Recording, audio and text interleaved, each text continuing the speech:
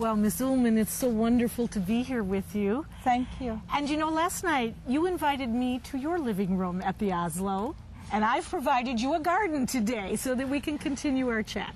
Well, I have to say, my living room in Oslo is beautiful, and it's in Norway, but this garden, it's almost a dream come true. I mean, the enormous tree we passed, the flowers. I feel so privileged and so blessed. Thank you for inviting me here. We're happy to have you in our garden and in Sarasota. And you know, you spoke so much last night about your directing.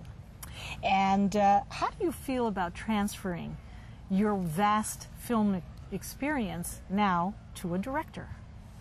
I like it very much. I have directed 5 feature films, and I have written a script for 3 of them.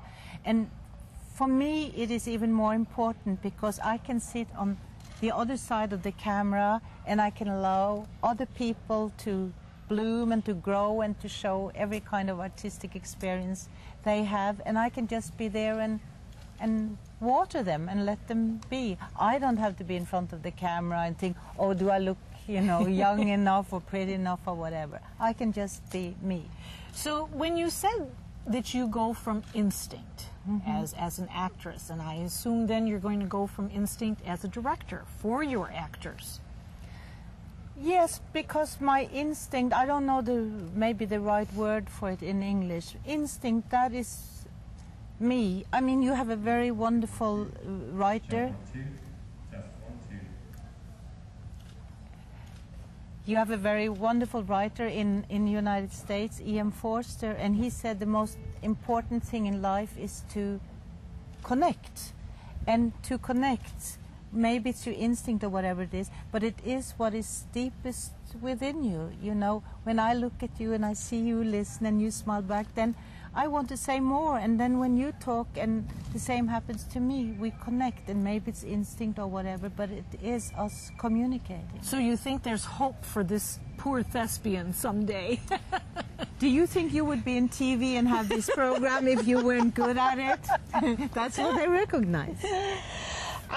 So you will have the specific vision then for your actors and actresses. Yes, because I've been an actress myself for, you know, 50 years or whatever. I know what actors need, and more important, I know what they shouldn't have. They shouldn't have somebody who's talking and telling them, no, you feel this and no, you feel that. They don't want to know that. They should have somebody who's just looking at them and recognizing them. So past the rehearsal and past the show, you will still let them have their creative process.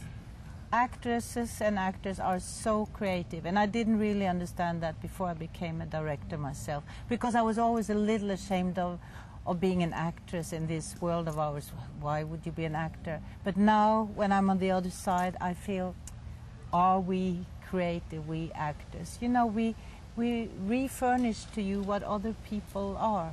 Refurnish, that's the wrong word. But you have fulfilled our dreams also. Well, you know, when we go to movie houses, that's where the dreams should be fulfilled, and I'm so happy that I've been part of that art for so many years. Well, you're going to be directing Streetcar Named Desire, which is a classic of classics. What would be your next project after that? Well, actually, Streetcar Named Desire, which will be in the theater and with Kate Blanchett playing Blanche, that is not happening before next year, first in Sydney and then in Washington, then New York. So before that, I'm going to go back to acting, and I'm going to do a German film. Oh, how wonderful. But speaking in English, because it's also an English-speaking film. How wonderful. You are part of our theater history and our film history. Are you happy with that distinction? Yes, I'm happy because I got to do what I always did as a child, and I got to do that as a grown-up, and I could earn a living. I could send my daughter through university. I earned money on it, and I have the same joy. I mean, can you imagine doing Getting the same, paid. getting paid for Yes. doing what is your hobby, and yeah, and that's what I have. And each time I think, no, it's over. Look at my age. No, it's over. Then something new happens. I pick up the phone and they say, oh, it's Kate. I want to do Streetcar Named Desire. Will you direct me? It's never over. Wonderful. Would you ever direct a movie that you actually starred in? No, I would never do that, because if you are a director, you have to be on the other side. You have to view everybody from the other side. And if I was starring in it, you know, I would, in the editing room, cutting the movie, I would think, oh, I'm so good here, I think I'll keep that, even if it wasn't right for the movie. You know, we are vain, we actors too. Is there an elusive role out there that you haven't played and you would love to? No, not at all. No? No, I just want to be happy and to connect whatever I'm doing. And you certainly do that well. You know, Thank last you. night at the Oslo, you just engaged us so beautifully, and you spoke about scenes from a marriage. And I'm going to quote you. You were citing the characteristics you most admired that came out of that movie, namely maturity, wisdom, and clarity.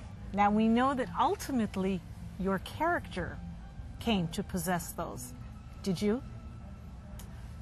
Well, I've been striving for that. I still have a way to go, but you know, it's something good about growing older, because you can allow yourself to say, wisdom maybe is more important than a straight face and so, and age has really lovely things to give you, and you're not so afraid that you won't succeed in meeting other people, because you can more or less allow yourself to be. Yes, yes. And you know, we're here today to give you much due congratulations on the Sarasota Film Festival's Master of the World Cinema Award.